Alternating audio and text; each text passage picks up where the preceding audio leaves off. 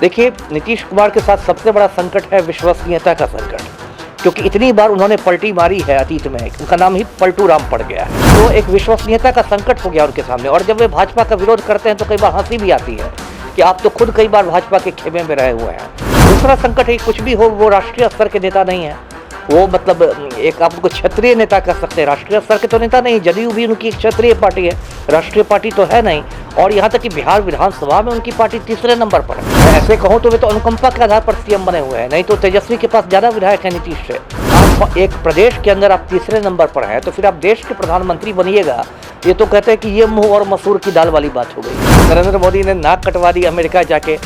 मैं दर्शकों को बताऊंगा, 70 सांसदों ने, एक दो नहीं 70 सांसदों ने, जिसको अमेरिकी संसद को कांग्रेस कहते हैं, 70 कांग्रेसमैन ने मोदी के खिलाफ राष्ट्रपति जो बाइडेन को चिट्ठी लिखी और कहा कि इनका जो मानवाधिकार का रिकॉर्ड है वो बहुत खराब है, देश में अल्पसंख्यकों पर हमले हो रहे हैं भारत में। अमेरिका के पूर्व राष्ट्रपति हैं बराक ओबामा, उन्होंने CNN में इंटरव्यू देकर कहा यदि इस तरह मुसलमानों की रक्षा नहीं हुई तो ये देश टूट जाएगा, भारत टूट जाएगा, ये ओबामा ने कहा।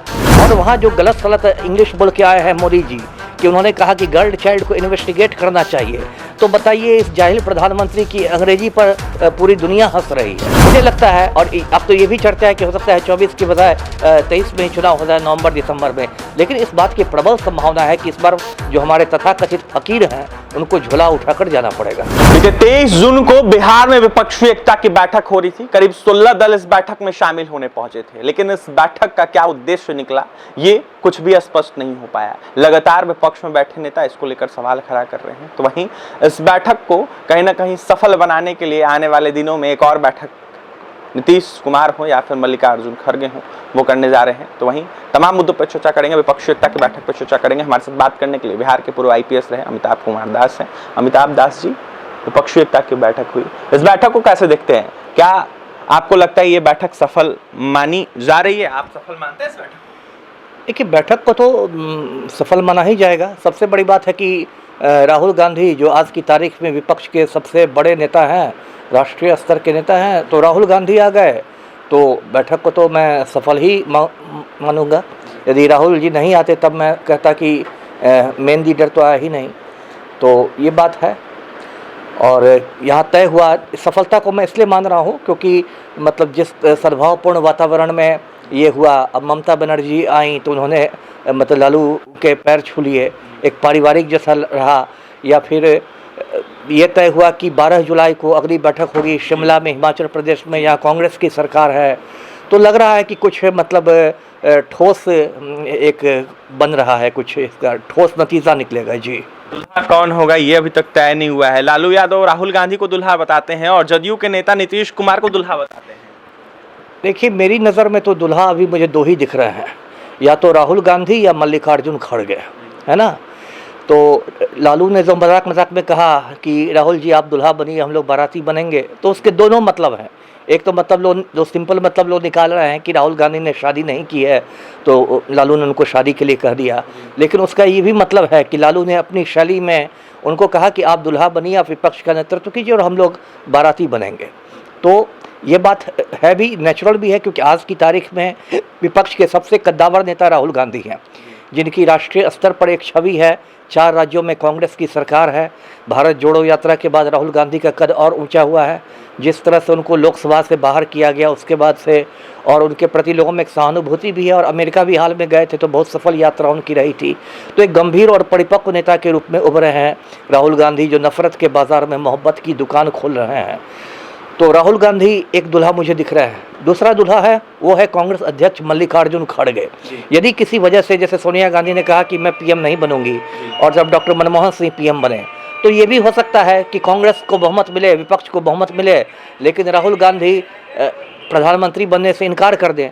तो जो कांग्रेस अध्यक्ष है मल्लिकार्जुन खड़गे, वो अभी सबसे बड़े मतलब दावेदार के रूप में उभर सकते हैं। मल्लिकार्जुन खड़गे के साथ देखिए कई प्लस पॉइंट्स हैं। एक तो कांग्रेस के राष्ट्रीय अध्यक्ष हैं, वरीयता है, सीनियरिटी है उनकी, भारत सरकार के रेल मंत्री रह चुके हैं, साफ सुथरी छवि है, कोई बड़ा विवाद उनके साथ नहीं जुड़ा है। एक बड़ा प्लस पॉइंट है कि दलित चेहरा है और इस देश में यदि वो प्रधानमंत्री बनते हैं तो देश के पहले दलित प्रधानमंत्री होंगे। इस बैठक का विरोध भी हो रहा है। बैठक को लेकर लगातार कुछ नेता जो बैठक में शामिल होने पहुंचे थे वो भी नाराज चल रहे हैं। अरविंद केजरीवाल की बात कर ले, वो खुश नहीं है, वो नाराज चल रहे हैं। लगातार उनके नेता उनको प्रधानमंत्री का दावेदार बता रहे हैं। देखिए, प्रधानमंत्री का दावेदार तो केजरीवाल मुझे लगता है खुद को मानते भी नहीं है। जो केजरीवाल की मेन शिकायत है कांग्रेस से, वो शिकायत ये है कि अभी भारत सरकार ने एक अध्यादेश जारी किया है, ऑर्डिनेंस जारी किया है, और दिल्ली में उस अध्यादेश के जरिए दिल्ली के जो लेफ्टिनेंट गवर्नर होते हैं, उपराज्यपाल, उनको सारी ताकतें दे दी है। जबकि इसके पहले सुप्रीम कोर्ट ने फैसले में कहा था कि नहीं, मुख्यमंत्री ही असली शासक होगा दिल्ली का। लेकिन केंद्र सरकार ने अध्यादेश के माध्यम से सुप्रीम कोर्ट के इस फैसले को उलट दिया है, और केजरीवाल इस मुद्दे पर कांग्रेस का साथ चाह रहे हैं। लेकिन कांग्रेस उतना खुलकर उन्हें समर्थन नहीं दे रही है जितना वो चाह रहे हैं। तो केजरीवाल इससे थोड़ा गाल फुलाए हुए हैं, लेकिन इसके बावजूद वो मीटिंग में आए ही। और ये भी भगवंत मान भी आए थे, जो पंजाब के सीएम हैं। तो ऐसा भी नहीं कहा जा सकता कि एकदम उन लोगों ने मतलब बॉयकॉट ही कर दिया है। तो और शिमला में भी मुझे लगता है केजरीवाल आएंगे ही। और देखिए, जब इतने लोग रहते हैं तो ये थोड़े बहुत मतभेद तो मतलब आप देखते होंगे, हिंदुस्तान में जो बारात जाती है उसमें भी एक दूल्हा का फूफा होता है, वो बीच बीच में गल फुला लेता है, फिर उसका मन मनोबल होता है। ये सब स्वाभाविक है। इसमें क्या आप मानते हैं सफल बैठक हुई है? हाँ, बहुत सफल बैठक हुई। मैंने पहले कहा कि राहुल गांधी यदि नहीं आते तो मैं कहता कि बैठक सफल नहीं हुई, क्योंकि सबसे बड़े कद्दावर नेता नहीं आए। और जो आपने कहा कि जदयू वाले कह रहे हैं कि नीतीश कुमार को, ये तो देखिए, अब मैं क्या कहूँ, ये तो मतलब मुंगेरी लाल के हसीन सपने बन जाएंगे। देखिए, नीतीश कुमार के साथ सबसे बड़ा संकट है विश्वसनीयता का संकट, क्योंकि इतनी बार उन्होंने पलटी मारी है अतीत में, उनका नाम ही पलटू राम पड़ गया है।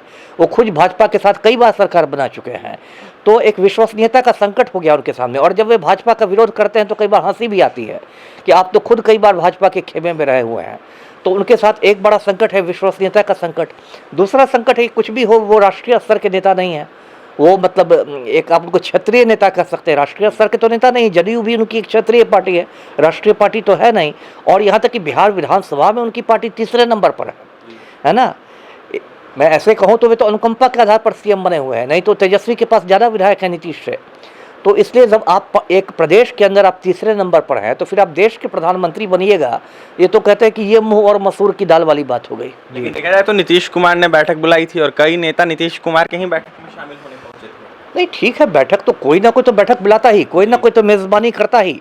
तो अगली बैठक फिर शिमला में होगी, तो इसका क्या मतलब हिमाचल प्रदेश के मुख्यमंत्री दावेदार हो जाएंगे प्रधानमंत्री के? ऐसा नहीं है, कोई ना कोई तो मेज़बानी करता ही है। जी, आपने सर कहा कि ये बैठक सफल मानी जा रही है, सफल आप भी मान रहे हैं, लेकिन देखा जाए तो नरेंद्र मोदी अकेले मोदी खड़े हैं और दूसरी तरफ कई विपक्ष के नेता खड़े हैं। तो क्या लगता है कि मोदी को ये तमाम विपक्ष के नेता आने वाले 24 में उखाड़ फेंकेंगे? बिल्कुल, देखिए, ये सीधा गणित है, ये बिल्कुल सिंपल मैथमेटिक्स है जो कि स्कूल का बच्चा समझ जाएगा। मैं दर्शकों को बताऊं कि 2019 में जब मोदी की प्रचंड जीत हुई थी और 300 से ज़्यादा सीटें जीती थी भाजपा ने, यदि आप वोटों के प्रतिशत के हिसाब से देखें तो सिर्फ 37% वोट भाजपा को मिले थे, 63% वोट उनके खिलाफ गए थे। और भाजपा की इसलिए जीत हो गई थी क्योंकि विपक्ष का जो वोट थे वो बट गए थे। तो यदि विपक्ष एकता बना लेता है और हर जगह भाजपा के खिलाफ एक साझा प्रत्याशी उतार देता है, मतलब 1 to 1 का फाइट हो जाता है, तो आप समझिए तो सीधा गणित है। तो 37% पर तो 63% बहुत भारी पड़ जाएगा। और पिछली बार तो पुलवामा कांड में भी थोड़ी मदद की थी भाजपा की। इस बार तो अभी भले ये लोग फिर कोई कांड करा दें, क्योंकि भाजपा ही है, कुछ कर सकते हैं, लेकिन उसके बाद तो लोगों में भाजपा के प्रति एक जो एंटी इनकम्बेंसी कहते हैं वो भी है। क्या बात कर रहे हैं सर आप?